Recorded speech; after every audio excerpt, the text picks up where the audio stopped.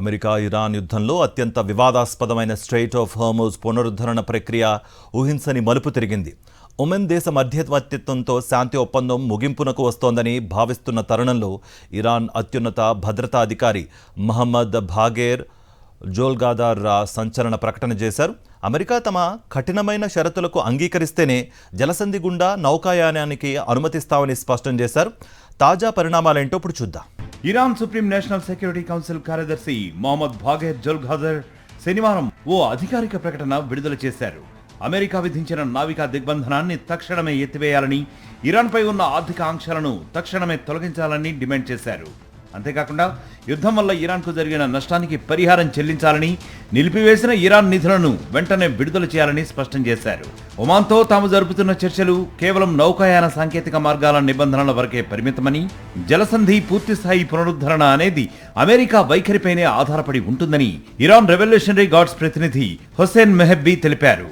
America తన దాడులను, బెదిరింపులను శాశ్వతంగా నిలిపివేసి ప్రాంతీయ మిత్ర దేశాలపై చేస్తున్న సైనిక చర్యలను ఆపాలని వారు షరతు విధించారు. గత జూన్లో ఇస్లామాబాద్ వేదికగా కుదిరిన తాత్కాలిక కాల్పుల విరమణ ఒప్పందాన్ని అమెరికా ఉల్లంఘించిందని ఇరాన్ విదేశాంగ మంత్రి అబ్బాస్ అరాగ్చి ఆరోపించారు. ఇరాన్ ఆమోదించిన మార్గంలో కాకుండా ప్రత్యామ్నాయ మార్గాల్లో నౌకలను నడిపేందుకు అమెరికా ప్రయత్నించడం వల్లే ఈ వివాదం మళ్లీ మొదటికి వచ్చిందని ఆయన స్పష్టం చేశారు.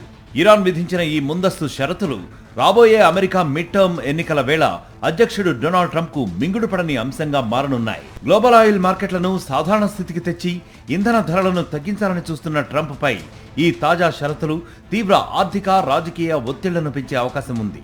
మరోవైపు హార్ముజ్ జలసంధిలో వాణిజ్య నౌకలపై ఇరాన్ దాడులు కొనసాగుతూనే ఉన్నాయి. అబుదాబి నేషనల్ ఆయిల్ కంపెనీకి చెందిన చమురు ట్యాంకర్పై తాజాగా ఇరాన్ క్షిపణి దాడి జరిగిందని యునైటెడ్ అరబ్ ఎమిరేట్స్ వెల్లడించింది. ఒప్పందం కుదరకముందే జరుగుతున్న ఈ దాడులను మధ్యవర్తిత్వం వహిస్తున్న ఒమాన్ ప్రభుత్వం తీవ్రంగా ఖండించింది. మరిన్ని అప్డేట్స్ కోసం ఛానల్ ను సబ్స్క్రైబ్ చేయండి. నోటిఫికేషన్స్ కోసం బెల్ ఐకాన్ పై క్లిక్ చేయండి.